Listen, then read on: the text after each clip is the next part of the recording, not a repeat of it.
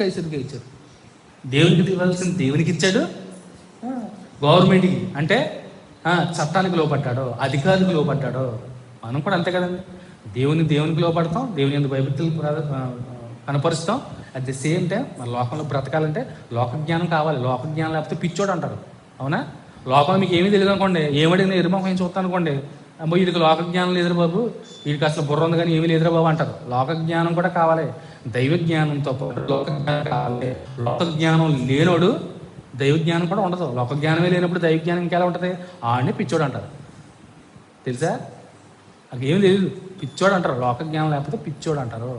గుర్తుపెట్టుకోండి. దైవజ్ఞానంతో పాటు లోకజ్ఞానం మస్ట్ ఖచ్చితంగా కంపల్సరీగా ఉండాలి, లేదంటే బ్రతకలేము. లోకంలో బ్రతకలేము నిజంగా. సో అదే చెప్తున్నాడు. సో ఈ రూల్ కూడా, ఈ రాజుగారు అట్టహాస పెట్టిన రూల్ కూడా క్రొత్త నిబంధనలు కూడా ఉండుంటే భలే ఉండేది.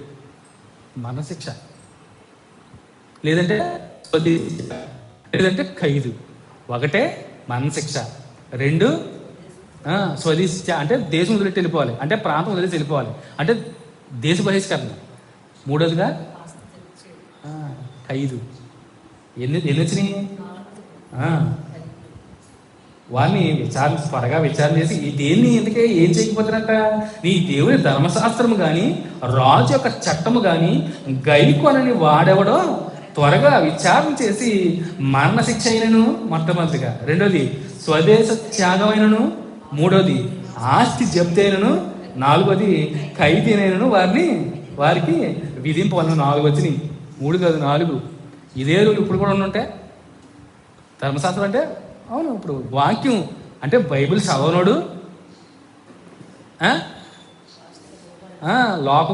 లోపడకపోతే 4 అమలు అయ్యి ఉండదు. ఖచ్చితంగా అందరూ చదివేవాళ్ళు కాదు. సో ఇజ్రాయెల్ ప్రజలు ధర్మశాస్త్రాన్ని ఖచ్చితంగా చదువుతారు. ఇప్పటికి మనకి ఏంటంటే మనం చదువుతాం బైబిల్, చదువుతాం కానీ ఖచ్చితంగా చదువుతారు. మనం ఆదివారం తెస్తాం, వాళ్ళు రోజు తెస్తారు. త్వర ఈ పాత నిబంధన పుస్తకం 39 పుస్తకాలే ఉంటాయి. వాళ్ళకి యూదుల బైబిల్ 39 పుస్తకాలే ఉంటాయి. దాంట్లో ఆదికాండం నుంచి మలకి వరకు మాత్రమే ఉంటాయి. సో అందులో 5 గ్రంథాలు సపరేట్గా త్వర వాళ్ళు మన క్రొత్త నిబంధన విడిగా ఉంది. త్వర 5 పుస్తకాలు కూడా ఉంటుంది, కంప్లీట్గా కలిపి ఉన్నది కూడా ఉంటుంది. సో క్రొత్త నిబంధన జోలికి వెళ్ళరాళ్ళు యూదులు. సో ప్రతిరోజు చదువుతారు. తెలుసా? చిన్నపిల్లల కాడి నుంచి అందరూ చదువుతారు. అందరం బైబిల్ చూడండి. కానీ ఇక్కడ చక్కగా చెప్తున్నాడు, లేదంటే వాళ్ళకి శిక్ష విధింపమన్నాడు. చూడండి, అద్భుతం నిజంగా. సో చివరిగా 27 నుంచి 27-28 వచనంలో ఎజ్రా యెహోవాను స్తుతించడం కనపడుతుంది. చూడండి, యెరూషలేములో నుండి యెహోవా మందిరమును అలంకరించుటకు రాజునకు బుద్ధి పుట్టించినందునను రాజును అతని మంత్రులను రాజు యొక్క మహాధిపతులను నాకు దయ అనుగ్రహింపచేసినందును మన పితరుల దేవుడైన యెహోవాకు స్తోత్రము కలుగును గాక. ఈ మాటలు ఎవరు మాట్లాడుతున్నారు? ఎజ్రా మాట్లాడుతున్నారు. ఆ చదువుకున్నప్పుడు రాజు బుద్ధి పుట్టింది ఆ దేవుడైన యెహోవాకును. చూడండి, అద్భుతం నిజంగా. యెరూషలేములో నుండి యెహోవా మందిరమును అలంకరించుటకును అంటే పని కంప్లీట్ చేసుకోవడానికి బుద్ధి పుట్టించినందును. చూడండి, లేదంటే స్వతహాగా ఆ బుద్ధి రాదు, దేవుడే హృదయాన్ని ప్రేరేపించాడు.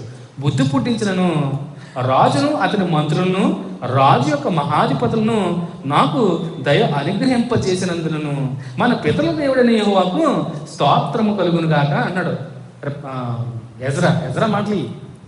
చూడండి, ఎంత కృప చూపించిన దేవుడికి థ్యాంక్స్ చెప్తున్నాడు. చూసారా? రాజు ఉదయంగా ఇంతకీ నావే ఏమీ లేదు గొప్పదం అంటాడు అక్కడ. ఎజ్రా ఒక శాస్త్రిగా కనపడుతున్నాడు, రెండోదిగా యాజకుడిగా కనపడుతున్నాడు, అంటే పాస్టర్ గారుగా. ఏమంటాడు స్వయాన? ఆయన గొప్ప చెప్పుకుంటే ఇది నా గొప్పతనం కాదా అని సాటి డొప్పేసుకుంటలేదు. పాస్టర్లా ఇక్కడ ఉన్నాం ఇప్పుడు ఈ లోకంలో ఉన్న పాస్టర్లకు డొప్పేసుకుంటుంది ఆయన. ఏమీ కాదు, సమస్తము ఆయనే అని చెప్తున్నాడు ఒక ముక్కలో. ఆయన గంత వహించుకుంటలేదు. నేనే చూసారా, నా ప్రమేయంలోనే నేను ఉత్తరం రాస్తేనే రాజు కట్టుకొని ఇచ్చాడని అంటలే. రాజుకు బుద్ధి పుట్టించిన దేవునికి, రాజుకే కాదు రాజు మంత్రులకు అధిపతులకి దయ చూపించినందుకును. చూడండి, పితరుల దేవుడైన యెహోవాకు స్తోత్రం కలుగును గాక.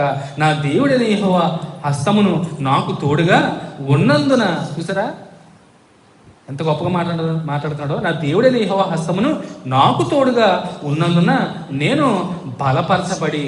ప్రతి పాస్టర్ కూడా దైవ ప్రేరేపణ వారినే మాట్లాడతారు ఖచ్చితంగా. ఒకవేళ అలా మాట్లాడలేదో దేవుని హస్తం ఖచ్చితంగా తోడు లేనట్టే. సో చూడండి, నాతో కూడా వచ్చినకు ఇశ్రాయేలు ప్రధానును సమకూర్చి తిని. సో అంతా దేవుని వల్లనే చేశాను నేను, నాదేమీ లేదు అన్నాడు. ఒక్క ముక్కలో చెప్పండి. నా దేవుడైన యెహోవా నేను బలపరచబడి నాతో కూడా వచ్చకు ఇశ్రాయేలు ప్రధానులను సమకూర్చి తిని. చూసారా, దీని అంతటికే మూల కారకున్నటువంటి దేవత దేవుడే, తండ్రి దేవుడే, యెహోవా దేవుడే. చూడండి, అద్భుతం నిజంగా. సో అంటే ఇదంతా ఎందుకు చేశాడు? దేవుడు ఏర్పరచుకున్న బిడ్డల కొరకే చేశాడు.